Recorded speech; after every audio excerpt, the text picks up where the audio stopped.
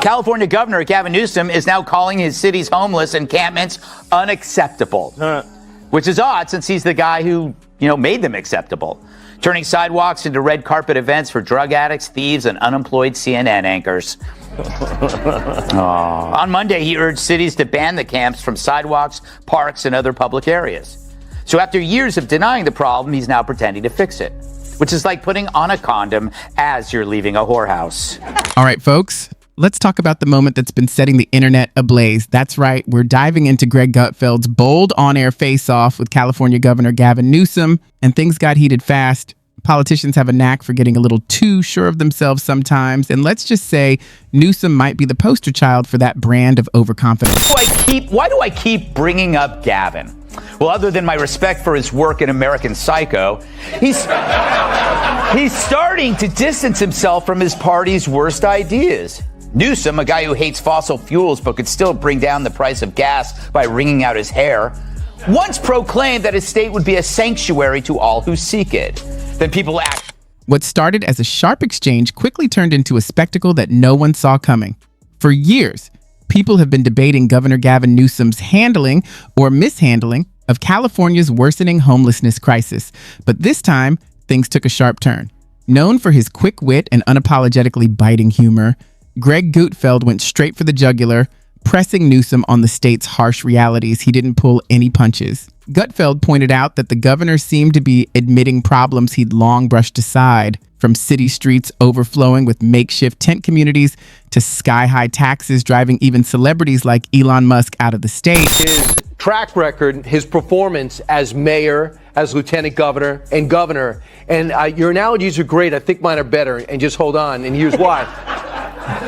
He shows up at the fires and says, who the hell caused this? I'm going to crack down on the people responsible. He sees the homeless encampments blocking the sidewalks and said, you guys clean that up. He started it. He spent $3 billion to fix it. And his opening words in 2020 when it got the job is a disgrace. The richest state in the country and the richest nation of the world has a homeless problem. I will fix it. He spends $1 billion when it's not fixed. He blames the mayors, and he also forced the movie industry and Silicon Valley out of the best state in the country by high taxes. I've never seen someone such a bad performance, but yet I think he's the front runner to get the nomination for the Democratic Party. Yeah, it's true. It's true. They got nobody else to rod. Well, yeah. The contrast was glaring.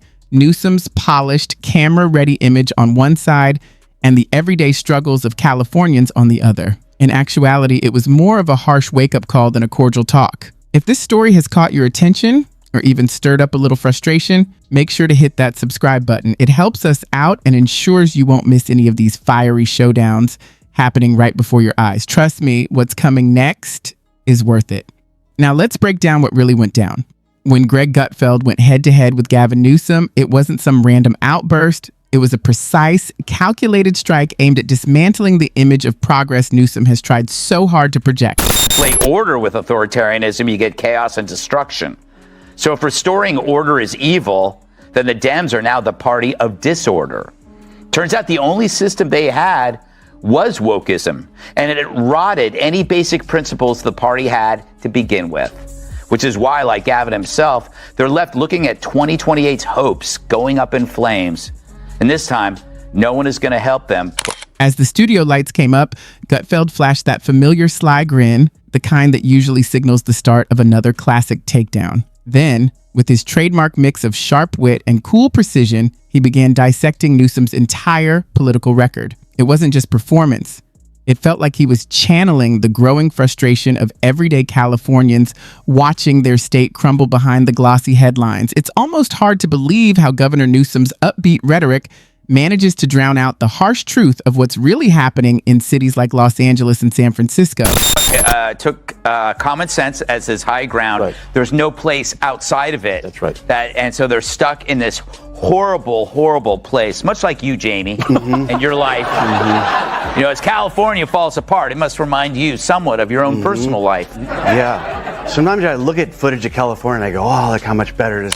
Gutfeld didn't let that slide, and he came armed with facts and figures that told a far bleaker story. As the numbers flashed across the screen, the contrast couldn't have been clearer. Newsom's polished speeches about progress clashed painfully with the images of sprawling tent encampments and streets lined with despair. These aren't new problems. They've been simmering beneath the surface for years.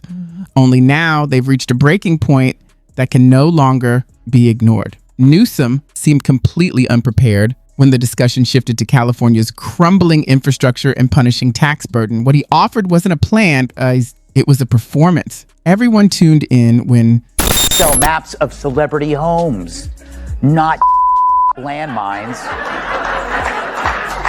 Now, instead of sightseeing, tourists play hopscotch so their shoes don't get hepatitis. And when residents complain, they're called cruel. And now we're supposed to believe Gavin? Hell no. All the problems of the last decade were based on his and his party. Gutfeld turned up the heat, dissecting what he called the absence of policy in Newsom's leadership. With the gubernatorial elections looming, Newsom's sudden urgency to address these long-standing crises felt less like conviction and more like desperation, a last-minute attempt to salvage a damaged reputation. He looked like a student who just realized there's a final exam tomorrow. And Gutfeld asked the question everyone was thinking: can a last-minute change of heart really change the outcome? Then came the sting. Gutfeld highlighted how major companies, even giants like Tesla, have fled the so-called Golden State. California's glossy image no longer hides the harsh truth. In the national polling, by overwhelming majorities, it turns out Americans don't favor minors transitioning. So last week, when a California law was proposed that judges in custody cases favor the parent who supports transitioning a child's new gender, Newsom killed that law quicker than a late-term abortion. Yeah, I know, huh? Now the left, being the left, was outraged, but they missed something, because now Newsom says he only vetoed it since it's already the... Families and businesses are leaving, suffocated by endless regulations, rising taxes, and costs that make daily life unbearable. From there, Gutfeld pivoted to another weak spot: Newsom's environmental record. The governor loves to paint himself as a champion of the planet, but reality tells a different story. Even environmental advocates are baffled by his contradictory energy strategy. Rolling blackouts, water shortages, and soaring utility bills have replaced sustainable progress with bureaucratic failure. As Gutfeld sharply put it, what's the point of bold climate goals if most Californians can't afford to keep the lights on? But he didn't stop there. Gutfeld linked Newsom's state policies to his national ambitions, and that's where things got uncomfortable. How can a governor whose state is drowning in homelessness, inequality, and street violence lecture the rest of the nation or the world on how to lead? Gutfeld tore through Newsom's record like a skilled prosecutor cross-examining a witness, exposing the irony of a man who calls California a refuge for all, while ordinary people struggle to survive. As Gutfeld quipped, it's like advertising a 5-star hotel while pretending there isn't a fire inside. It could be argued that the impact of this episode extended far beyond a typical night on The Gutfeld Show. The performance resonated across the socio-political landscape, influencing both everyday citizens and high-ranking political figures alike. This wasn't just about finger-pointing.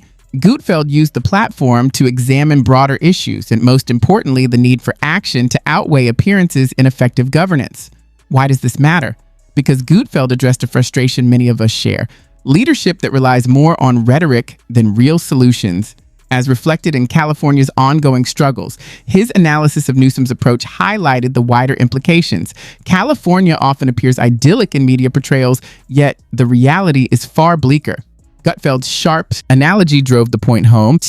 Even if a mansion's exterior shines, its interior can be crumbling. The segment struck a nerve precisely because it exposed the stark contrast between the narrative of progress and the conditions on the streets. Gutfeld emphasized that pressing issues, economic inequality, homelessness, and stifling regulations, often overshadowed by businesses and leaders more concerned with image.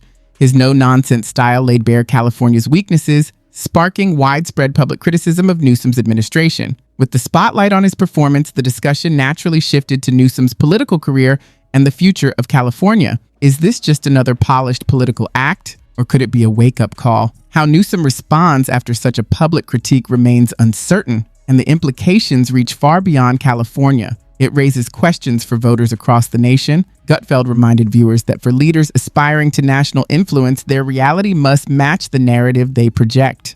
Accountability and transparency aren't empty slogans, they're essential. For those tired of the same old political show, this is a call to pay attention. This discussion goes beyond mere entertainment. It's a chance to reflect on who holds power, how it's exercised, and whether leaders are meeting the responsibilities they claim to uphold. If this segment challenged or provoked you, share your thoughts in the comments below. How do you feel about Newsom's leadership? Are we witnessing more of the same, or could this be the start of real change? So let's continue the conversation.